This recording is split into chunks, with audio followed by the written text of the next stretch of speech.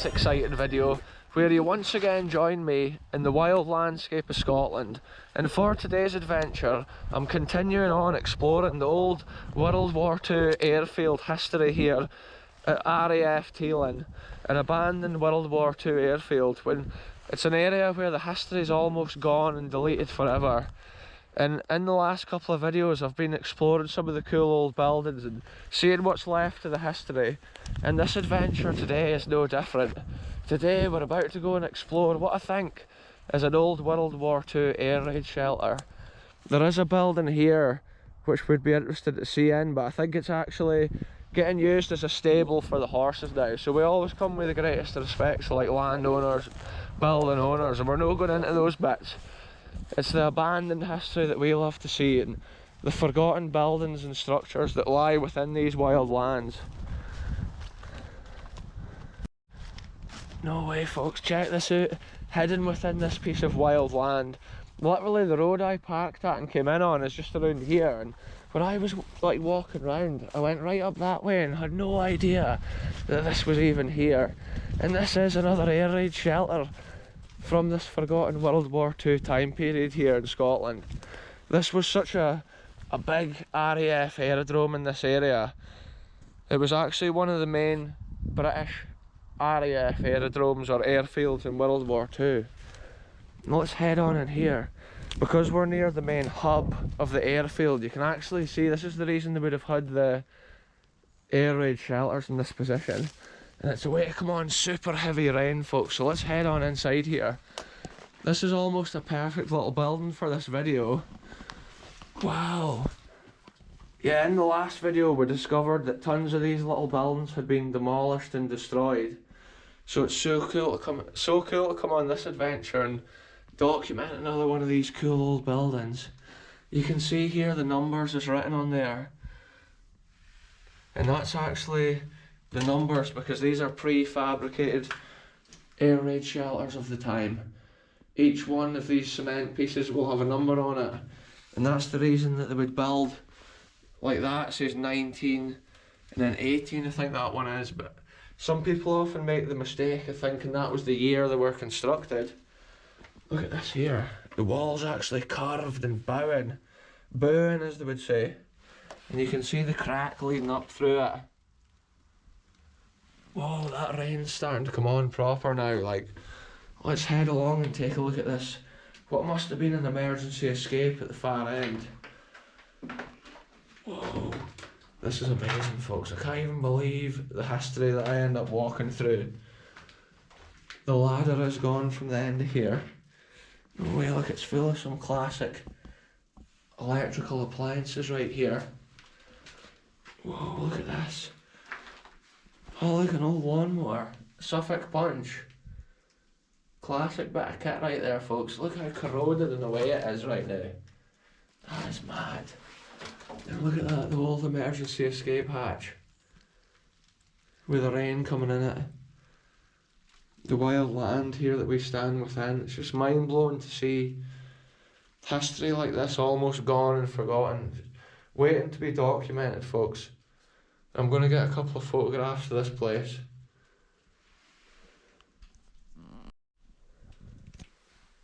Yeah, I love the way these places were constructed, and to think they were prefabricated and built here at a time when the country didn't even know what the outcome of the war was going to be. It was such a stressful time probably, and these places were often built in a hurry. But this Tealing Airfield was one of the biggest, and I think they had basically everything that you would need for a soldier. I think by the later years they had barber shops and like cinemas, pubs and entertainment areas. But little bunkers like this was most likely, obviously, if they had come under attack from the air or whatever, they would run to these air raid shelters to take cover. And I think there would have been wooden frames in here at one time with a little door. And then at that far end there would have been like a hatch. And some ventilation often they would have as well at that far end. And then another missing detail was the ladder. And they would have a ladder to climb out. Look as well how the brickwork's starting to come away from the cement in this area. Anyway, let's keep this adventure moving, folks. Crazy World War II history here. Abandoned and almost forgotten within this wild lands. Yeah, it's just so cool.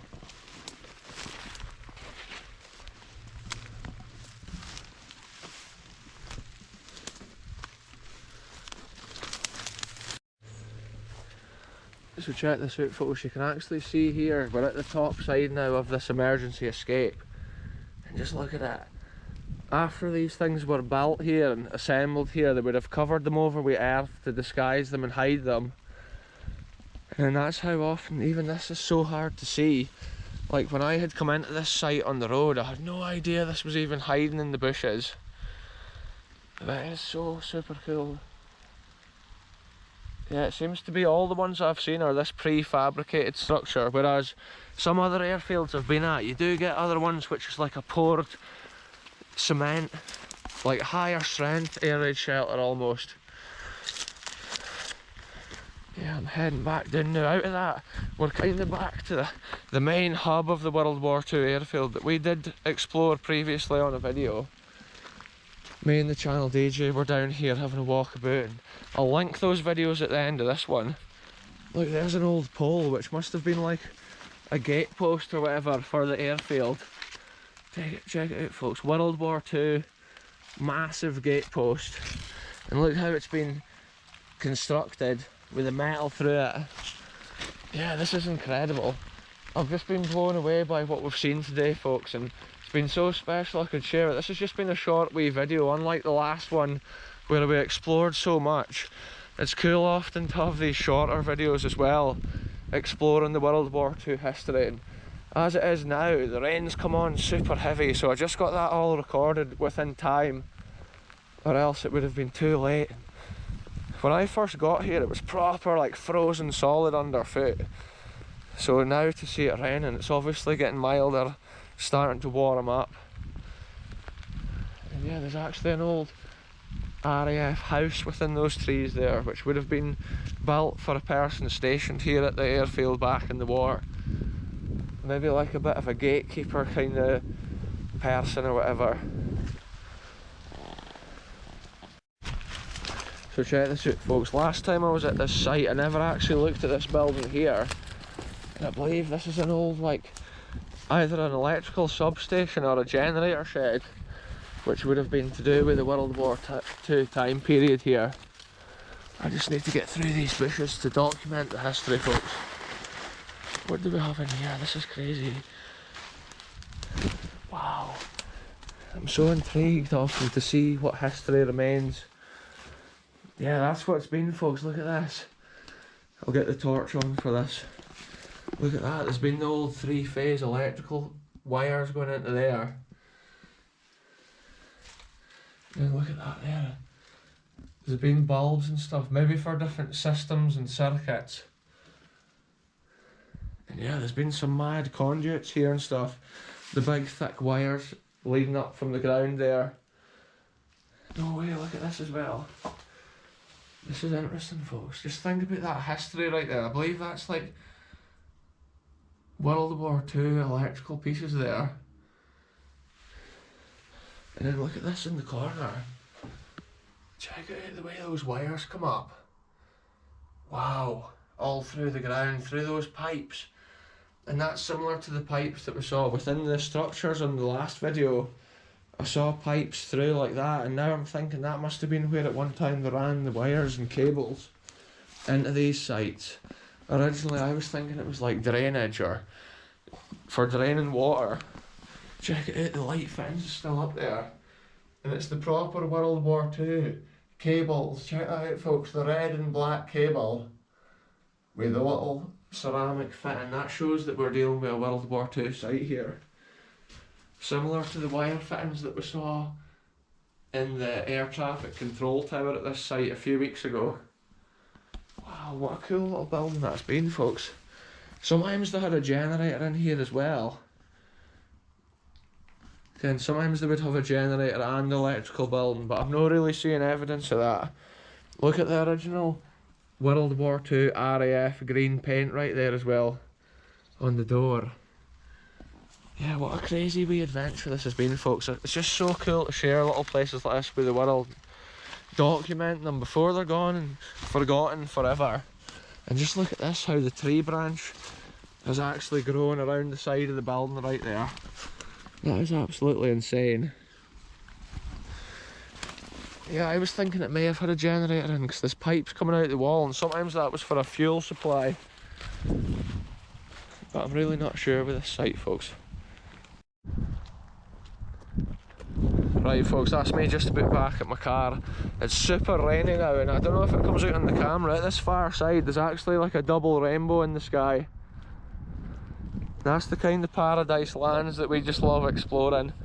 I think back at the wartime, there must have been even more buildings around here, and just different history that's gone. But in this week's adventures, it's been so cool to come back here and record what we've seen, and we have seen quite a lot from the World War II time period.